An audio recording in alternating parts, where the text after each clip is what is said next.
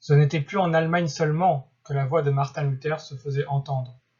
Elle avait passé les frontières de l'Empire et commençait à ébranler, parmi les divers peuples de la chrétienté, les fondements de la puissance romaine.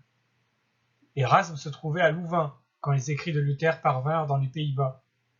Je ne saurais vous dire, écrit Erasme à Luther, les émotions, les agitations vraiment tragiques auxquelles vos écrits ont donné lieu. Frobenius envoya 600 exemplaires de ses ouvrages en France et en Espagne. On les vendit publiquement à Paris. Calvi, savant libraire de Pavie, porta en Italie un grand nombre d'exemplaires de ses livres et les répandit dans toutes les villes transalpines. Je me réjouis, dit Luther en apprenant ces nouvelles, de ce que la vérité plaît si fort, bien qu'elle parle si peu de science et d'une manière si barbare. Tel fut le commencement du réveil dans les divers pays de l'Europe. Si l'on en excepte la Suisse et même la France, où l'évangile s'était déjà fait entendre, l'arrivée des écrits du docteur de Wittenberg forme partout la première page de l'histoire de la Réformation. Mais tandis que le combat commençait au dehors de l'Empire, il paraissait presque cesser au dedans. Tetzel était hors de combat. Les amis de Luther le conjuraient de ne pas continuer la lutte, et il le leur avait promis. Les thèses commençaient à être oubliées. Cette perfide paix frappait d'impuissance la bouche éloquente du réformateur. La réformation paraissait arrêtée, mais un nouvel adversaire s'apprête à entrer dans l'arène.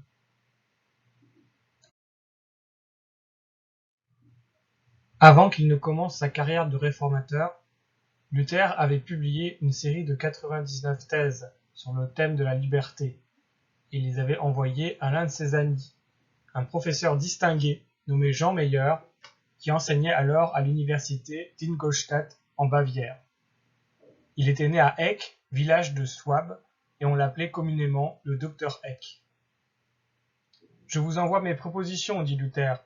Communiquez-les à notre cher Eck, à cet homme très érudit et très spirituel, afin que j'apprenne et que je sache ce qu'il en pense. » Eck était dans le midi de l'Allemagne, sous le rapport du talent, ce que Luther était dans le nord.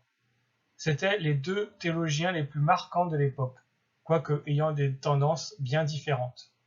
La réputation de ces deux docteurs attirait de toutes parts, dans les universités où ils enseignaient, une foule d'étudiants avides d'écouter leurs leçons. Leur qualité personnelle, non moins que leur science, les rendait chers à leurs disciples. Lorsque les 95 thèses sur les indulgences avaient paru, l'ami de Luther les reçut aussi. Eck n'était pas homme à défendre les abus des indulgences, mais il était docteur de l'école et non de la Bible. Il donna le nom d'obélisque à ses remarques contre les thèses de Luther. Il en tomba une copie entre les mains de Link, ami de Luther, et celui-ci se hâta de l'envoyer au réformateur. Il insinuait que les propositions de Luther répandaient le poison bohémien, qu'elles sentaient la bohème, et par ces malignes allusions, il faisait tomber sur Luther la défaveur et la haine attachées en Allemagne au nom de Huss et à celui des schismatiques de sa patrie. La méchanceté qui perçait dans cet écrit indigna Luther, mais la pensée que ce coup venait d'un ancien ami l'affligea encore plus. Ce livre est plein des insultes les plus noires. Cependant, celui qui les a écrites est un homme distingué, un homme qui m'était uni par une grande amitié récemment contractée. C'est Jean Eck, docteur en théologie, chancelier d'Ingolstadt, homme célèbre et illustre par ses écrits. Si je ne connaissais pas les pensées de Satan, je m'étonnerais de la fureur qui a porté cet homme à rompre une amitié si douce et si nouvelle, et cela sans m'avertir, sans m'écrire, sans me dire un seul mot. Mais Luther était cependant disposé à se taire. « J'avalerai en patience, dit-il, ce morceau digne de Cerbère. » Mais l'insistance de ses amis le poussa à répondre enfin. Il répondit donc aux obélisques par ses astérisques, opposant, dit-il, en jouant sur ce mot, à la rouille et à la couleur livide des obélisques du docteur d'Ingolstadt, la lumière et la blancheur éclatante des étoiles du ciel. Mais Luther ne publia pas les astérisques. Il ne les communiqua qu'à des amis, ce ne fut que plus tard qu'elles furent livrées au public. Par l'intercession de leur ami commun, Charles, Luther écrivit à Eck une lettre pleine d'affection, mais Eck ne répondit point à la lettre de Luther. Il n'était plus temps de concilier les esprits. L'orgueil de Eck et son esprit implacable rompirent bientôt entièrement les derniers fils de cette amitié qui se relâchait de jour en jour. Eck, le scolastique, l'ancien ami de Luther, l'auteur des obélisques, fut celui qui recommença le combat. Il était sincèrement attaché à la papauté, mais il semble avoir été dépourvu de véritables sentiments religieux, et avoir fait partie de cette classe d'hommes trop nombreux en tout temps, qui considèrent la science, et même la théologie et la religion, comme des moyens de se faire un nom dans le monde. La vaine gloire se cache sous la soutane du pasteur, comme sous l'armure du guerrier. Eck s'était appliqué à l'art de la dispute selon les règles des scolastiques, et était passé maître dans ce genre de lutte. Spadassin exercé, il fixait ses regards sur un nouveau champ de bataille, où déjà il croyait remporter une victoire assurée. Ce petit moine qui avait cru tout à coup jusqu'à devenir géant, ce Luther que jusqu'alors personne n'avait pu vaincre, offusquait son orgueil et excitait sa jalousie. Peut-être, en recherchant sa propre gloire, Eck perdrait-il Rome? Mais la vanité scolastique ne se laisse pas arrêter par une telle considération. Les théologiens, comme les princes, ont su plus d'une fois immoler l'intérêt général à leur gloire particulière. Nous allons voir quelles circonstances fournir au docteur d'Ingolstadt le moyen d'entrer en lice avec son importun rival.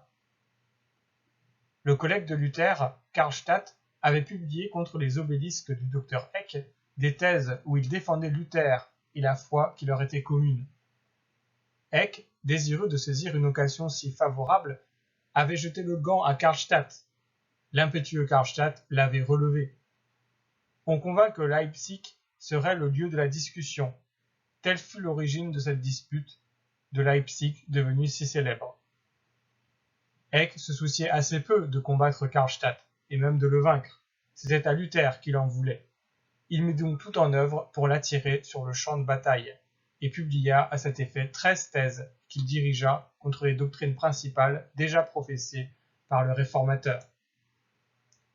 Nous nions que l'Église romaine n'ait pas été élevée au-dessus des autres églises avant le temps du pape Sylvestre, et nous reconnaissons en tout temps comme successeur de Saint-Pierre et vicaire de Jésus-Christ, celui qui a occupé le siège de Saint-Pierre et qui a eu sa foi. Luther, qui avait consenti, non sans quelque peine, à garder désormais le silence, fut vivement ému à la lecture de cette proposition. Il reconnut que c'était à lui qu'on en voulait, et sentit qu'il ne pouvait avec honneur éviter le combat. Cet homme nomme Karlstadt son antagoniste, et en même temps, il se jette sur moi. Grâce à Eck, cette affaire, qui jusqu'à présent n'a été qu'un jeu, deviendra à la fin sérieuse et portera un coup funeste à la tyrannie de Rome et du pontife romain. Et il écrivit à l'électeur « Dieu sait que ma ferme intention était de me taire et que j'étais joyeux de voir enfin ce jeu terminé. Mais maintenant le docteur Eck m'attaque, et non seulement moi, mais encore toute l'université de Wittenberg. Je ne puis permettre que la vérité soit ainsi couverte d'opprobre. » Dieu se servit des passions de deux hommes pour accomplir ses desseins. Luther n'avait pris aucune part à leur débat, et cependant, il devait être le héros de la bataille. Il est des hommes que la force des choses ramène toujours sur la scène. Tandis que les électeurs se réunissaient à Francfort pour donner un nouvel empereur à l'Allemagne, les théologiens se réunissaient à Leipzig pour un acte inaperçu du monde, mais dont l'importance devait être tout aussi grande que l'avenir. Eck arriva le premier au rendez-vous. Le 21 juin, il entra dans Leipzig avec Polyandre, jeune homme qu'il avait amené d'Ingolstadt pour écrire le récit de la dispute. On rendit toutes sortes d'honneurs au docteur scolastique. Revêtu d'habits sacerdotaux et à la tête d'une nombreuse procession, il parcourut les rues de la ville le jour de la fête Dieu. Chacun voulait le voir. Le lendemain de la fête, le vendredi 24 juin, jour de la Saint-Jean, les Wittenbergeois arrivèrent. Karlstadt, qui devait combattre le docteur Eck, était seul dans son char, et précédé de tous les autres.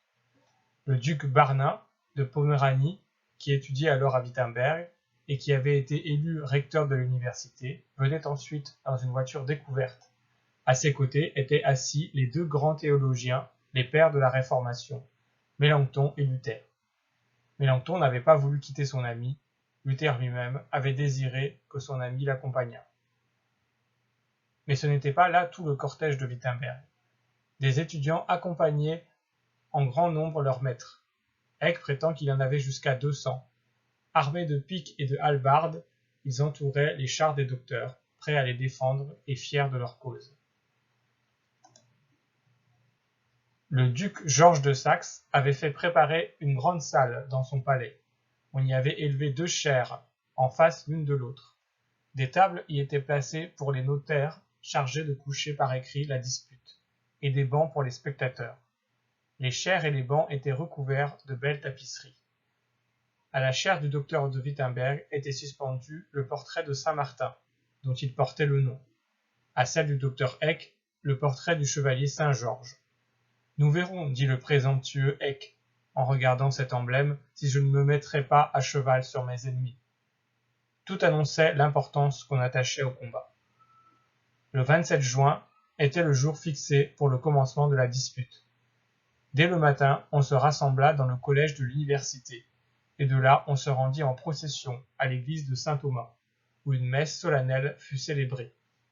Le service fini, les assistants allèrent en procession au château ducal. Le cortège étant arrivé au palais, chacun prit place dans la salle où la dispute devait avoir lieu.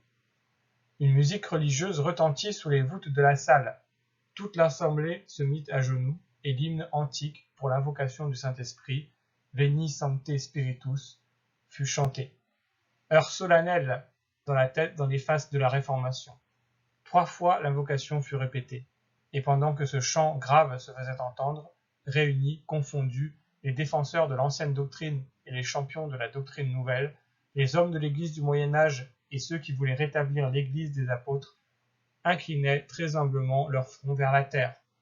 L'antique lien d'une seule et même communion réunissait encore en faisceau tous ces esprits divers. La même prière sortait encore de toutes ces bouches, comme si un seul cœur l'avait prononcée. C'étaient les derniers moments de l'unité extérieure, de l'unité morte. Une nouvelle unité d'esprit et de vie allait commencer. Le Saint-Esprit était invoqué sur l'Église et le Saint-Esprit allait répondre et renouveler la chrétienté.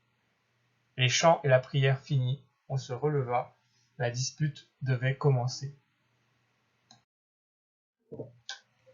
Bientôt, les orateurs furent à leur poste.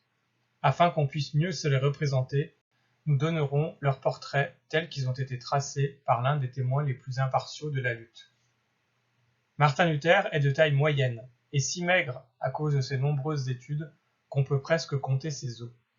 Il est dans la force de l'âge et a une voix claire et sonore. Sa science et son intelligence des Écritures saintes sont incomparables. La parole de Dieu est tout entière sous sa main. Il a, outre cela, une grande provision d'arguments et d'idées. Peut-être pourrait-on désirer en lui un peu plus de jugement pour mettre chaque chose à sa place. Dans la conversation, il est honnête et affable. Il n'a rien de stoïque, ni d'orgueilleux. Il sait s'accommoder à chacun. Sa manière de parler est agréable et pleine de jovialité. Il montre de la fermeté et a toujours un air satisfait, quelles que soient les menaces de ses adversaires, en sorte qu'on est obligé de croire que ce n'est pas sans l'aide de Dieu qu'il fait de si grandes choses. On le blâme cependant d'être, en reprenant les autres, plus mordant que cela ne convient à un théologien, surtout lorsqu'il annonce des choses nouvelles en religion. Karlstadt est plus petit, il a la figure noire et hâlée. Sa voix est désagréable, sa mémoire est moins sûre que celle de Luther, et il est plus enclin que lui à la colère. Néanmoins, on retrouve en lui, quoique à un moindre degré, les qualités qui distinguent son ami. Eck est d'une stature élevée, il est large des épaules, sa voix est forte et vraiment allemande, il a de bons poumons, en sorte qu'il se ferait très bien entendre sur un théâtre, et qu'il ferait même un excellent crieur public. Son accent est plutôt grossier que distingué. Il n'a pas cette grâce que louent tant Fabius et Cicéron. Sa bouche, ses yeux et tout son visage vous donnent plutôt l'idée d'un soldat ou d'un boucher que d'un théologien. Il a une excellente mémoire, et s'il avait autant d'intelligence, ce serait vraiment un homme parfait. Mais il est lent à comprendre, et il lui manque du jugement, sans lequel tous les autres dons sont inutiles.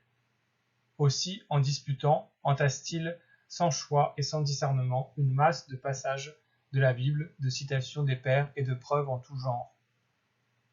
Il est outre cela d'une impudence inconcevable. S'il se trouve embarrassé, il sort du sujet qu'il traite, s'élance sur un autre, quelquefois même s'empare de l'opinion de son antagoniste, en se servant d'autres expressions, et attribue à son adversaire, avec une adresse extraordinaire, l'absurdité qu'il défendait lui-même. Tels étaient les hommes qui attiraient alors l'attention de la foule qui se pressait dans la grande salle. Et on était parti pour plus de 2 semaines de débat. La dispute commença entre Eck et Karlstadt. Ce fut le 4 juillet seulement que le combat commença entre Eck et Luther. Tout le monde était dans la plus vive attente, car la primauté du pape devait être le sujet débattu. D'un côté paraissait Eck, défenseur de la religion établie, et se glorifiant des disputes qu'il avait soutenues, comme un général d'armée se vante de ses batailles. De l'autre côté s'avançait Luther, qui semblait devoir recueillir de cette lutte les persécutions et l'ignominie, mais qui se présentait avec une bonne conscience, une ferme résolution de tout sacrifier à la cause de la vérité, et une attente pleine de foi en Dieu et dans les délivrances qu'il accorde. 2 fils de paysans, représentants de 2 tendances qui divisent encore à cette heure la chrétienté, allaient livrer un combat d'où dépendait en grande partie l'avenir de l'État et de l'Église. À 7 heures du matin, les 2 antagonistes étaient dans leur chaire, entourés d'une assemblée nombreuse et attentive. Eck commence en déclarant « Il y a dans l'Église de Dieu une primauté qui vient de Christ lui-même. C'est de Rome, comme le dit saint Cyprien, que l'unité sacerdotale est provenue. » Luther était tout prêt alors à reconnaître le pape comme le premier magistrat de l'Église, élu librement par elle, mais il niait qu'il fût établi de Dieu. Mais plus la dispute se rapprochait des temps primitifs, plus Luther devenait fort. Eck en appelait aux pères, Luther répondait par les pères, et tous les auditeurs étaient frappés de sa supériorité sur son rival. Des écrits des pères, Luther passa au décret des conciles, qui ne voit dans l'évêque de Rome que le premier entre ses pairs.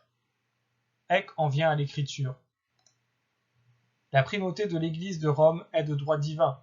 Je le prouve par ces paroles de Christ. Tu es pierre, et sur cette pierre j'établirai mon Église. Et Luther lui répond par l'écriture.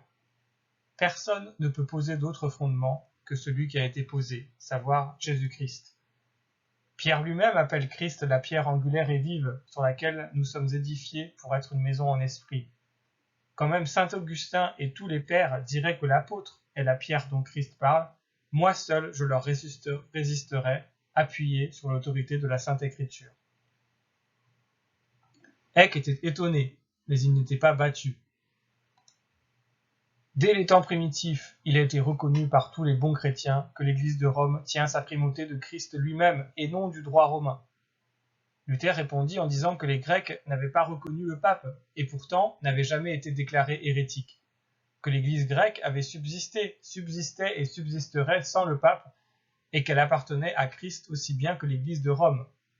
Eck, au contraire, affirmait effrontément que l'Église chrétienne et l'Église romaine étaient une seule et même Église, que les Grecs et les Orientaux, en abandonnant le pape, avaient aussi abandonné la foi chrétienne et qu'ils étaient incontestablement hérétiques. Quoi, répondit Luther. Grégoire de Nazianze, Basile le Grand, Épiphane, Chrysostome, un nombre immense d'autres évêques grecs ne sont-ils pas sauvés? Et pourtant, ils n'ont pas cru que l'Église de Rome fût supérieure aux autres églises. Il n'est pas au pouvoir des pontifes de Rome de faire de nouveaux articles de foi. Il n'y a pour le chrétien fidèle d'autre autorité que la Sainte Écriture. On avait disputé pendant 5 jours sur la primauté du pape. Le 8 juillet, on en vint à la doctrine du purgatoire. La dispute dura un peu plus de 2 jours. Le 11 juillet, on en vient aux indulgences. La discussion roula ensuite sur la repentance, l'absolution des prêtres, les satisfactions. Eck, comme à son ordinaire, cita les scolastiques, les dominicains, les canons du pape. Luther termina la dispute par ces mots. Quant à moi, sauf le respect dû au Père, je préfère l'autorité de l'Écriture. Ici finit la dispute d'Eck et de Luther. Karlstadt et le docteur d'Ingolstadt discutèrent encore pendant 2 jours sur les mérites de l'homme dans les bonnes œuvres. Le 16 juillet, l'action se termina, après avoir duré 20 jours, par un discours du recteur de Leipzig. À peine eut-il achevé qu'une musique éclatante se fit entendre, et la solennité fut conclue par le chant du Te Deum. Mais, pendant ce chant solennel, les esprits n'étaient déjà plus ce qu'ils avaient été pendant le Veni Spiritus. Déjà, les pressentiments de plusieurs semblaient s'être réalisés. Les coups que les champions des 2 doctrines s'étaient portés avaient fait à la papauté une large blessure. Le docteur d'Ingolstadt et les théologiens de Leipzig faisaient grand bruit de ce qu'ils appelaient leur victoire. Ils répandaient partout de faux rapports. Toutes les langues du parti répétaient leurs paroles suffisantes. Mais un auditeur attentif a pu dire « Eck a triomphé aux yeux de ceux qui ne comprennent pas l'affaire et qui ont vieilli sur les scolastiques. Mais Luther et Karlstadt sont demeurés vainqueurs pour tous ceux qui ont de la science, de l'intelligence et de la modestie. »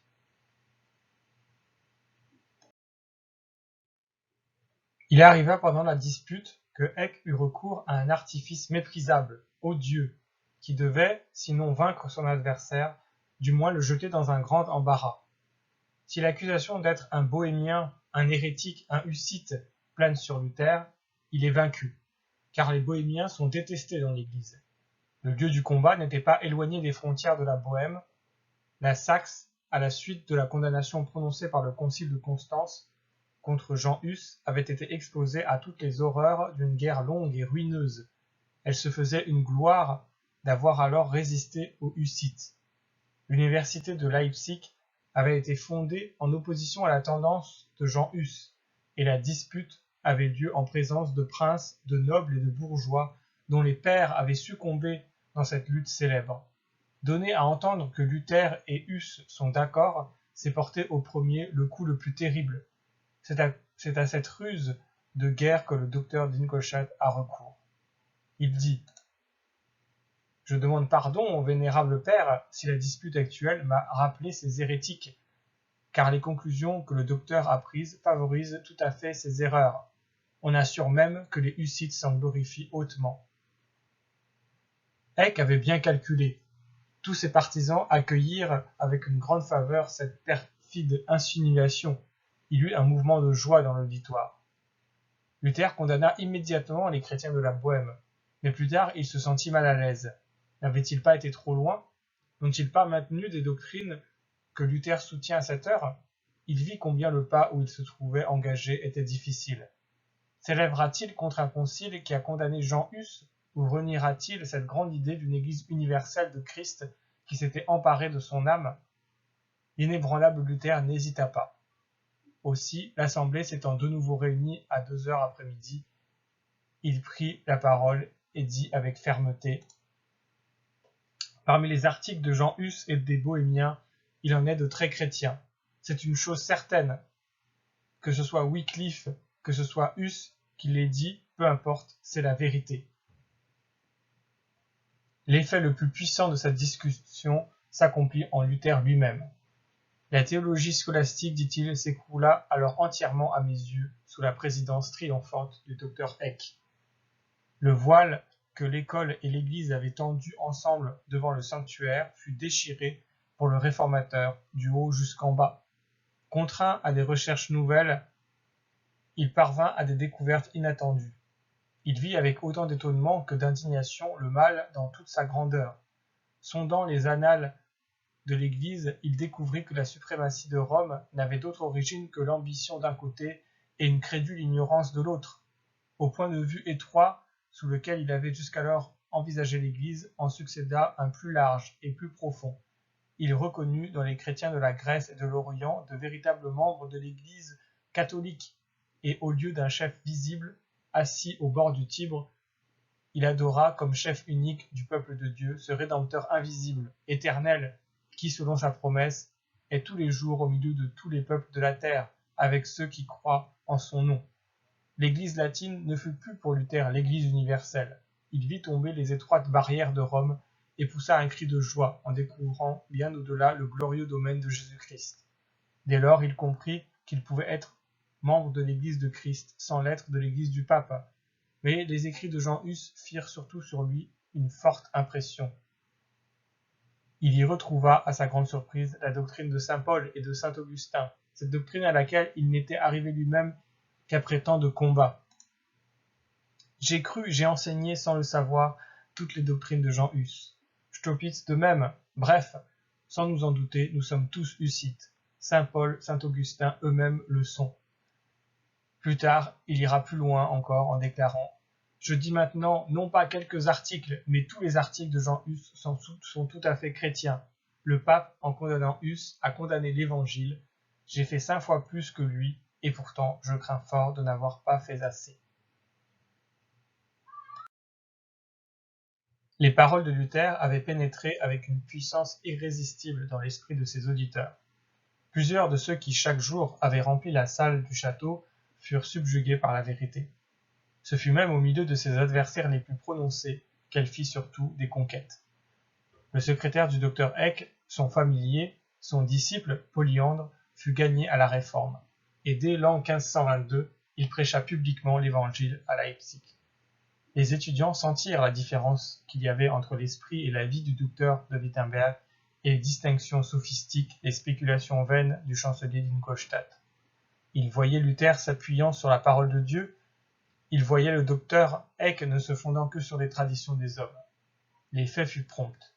Les auditoires de l'université de Leipzig se vidèrent presque après la dispute. La force de la vérité les attira à Wittenberg, le nombre des étudiants y doubla.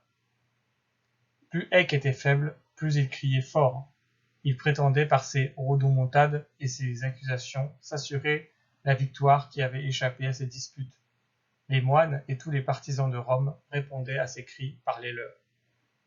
Eck formait des projets de vengeance. Au lieu des lauriers qu'il avait compté recueillir, le gladiateur de Leipzig était devenu la risée de tous les hommes d'esprit de sa nation. On publiait contre lui de piquantes satires. Quel mécompte pour le chancelier d'Ingolstadt. Ses compatriotes l'abandonnent, il s'apprête à aller au-delà des Alpes invoquer un secours étranger. Enflammé de colère et de désir de vengeance, Eck, après avoir publié en février 1520 sur la primauté de Saint-Pierre un écrit dépourvu de toute scène critique, part pour l'Italie afin d'y recevoir la récompense de ses prétendus triomphes et de former à Rome, près du Capitole papal, des foudres plus puissantes que les frêles armes scolastiques qui se sont brisées entre ses mains. Luther comprit tous les dangers que ce voyage allait attirer sur lui, mais il ne craignait point. Spalatin, alarmé, l'invita à offrir la paix. « Non, répondit Luther. Tant qu'il crie, je ne puis retirer mes mains de la bataille. Je remets à Dieu toute la chose. Je livre mon navire au flot et au vent. La guerre est du Seigneur. Pourquoi vous imaginez que c'est par la paix que Christ avancera sa cause? N'a-t-il pas combattu avec son propre sang et tous les martyrs après lui? » Les adversaires de Luther le faisaient marcher plus vite qu'il ne l'eût fait sans eux. Eck excita à cette époque contre lui une nouvelle attaque des franciscains de Hüterbrock. Luther, dans sa réponse, non content de répéter ce qu'il avait déjà enseigné, attaqua des erreurs qu'il avait découvertes depuis peu. « Je voudrais bien savoir, dit-il, dans quel endroit de l'Écriture le pouvoir de canoniser les saints a été donné au pape, et aussi quelle nécessité, quelle utilité même il y a à les canoniser. Au reste, ajoute-t-il avec ironie, qu'on canonise tant qu'on voudra. » Ces nouvelles attaques de Luther demeuraient sans réponse. L'aveuglement de ses ennemis lui était aussi favorable que son propre courage. Il défendait avec passion des choses accessoires, et quand Luther portait la main sur les fondements de la doctrine romaine, il les voyait ébranlés sans dire mot. Il s'agitait pour défendre quelques redoutes avancées, et pendant ce temps, leur intrépide adversaire pénétrait dans le corps de la place, et y plantait hardiment l'étendard de la vérité. Aussi, plus tard, furent-ils très étonnés de voir la forteresse dont ils s'étaient fait les défenseurs, minée, incendiée, s'écrouler au milieu des flammes, tandis qu'ils la croyaient imprenable, et qu'il bravait encore ceux qui lui donnaient l'assaut. Ainsi s'accomplissent les grandes chutes. Le sacrement de la scène du Seigneur commençait à occuper les pensées de Luther. Il cherchait en vain cette scène sainte dans la messe. Un jour, c'était peu de temps après son retour de Leipzig, il monta en chaire. Faisons attention à ces paroles, car ce sont les premières qu'il prononça sur un sujet qui depuis a déchiré en deux parties l'Église de la Réformation.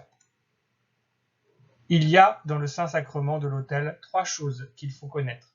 Le signe, qui doit être extérieur, visible et sous une forme corporelle, la signification, qui est intérieure, spirituelle et dans l'esprit de l'homme, la foi, qui fait usage de l'un et de l'autre. Luther continue.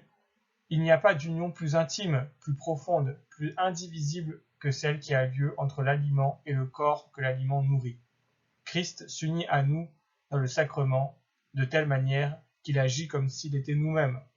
Nos péchés l'assaillent, sa justice nous défend. Luther continue encore. Il serait bon que l'Église, dans un concile général, ordonnât de distribuer les deux espèces à tous les fidèles. La scène nous renvoie au culte, à la liturgie, et à la chapelle de Nesle, nous donnons une place centrale au culte, et nous sommes attentifs aux éléments qui le composent. La scène en fait partie.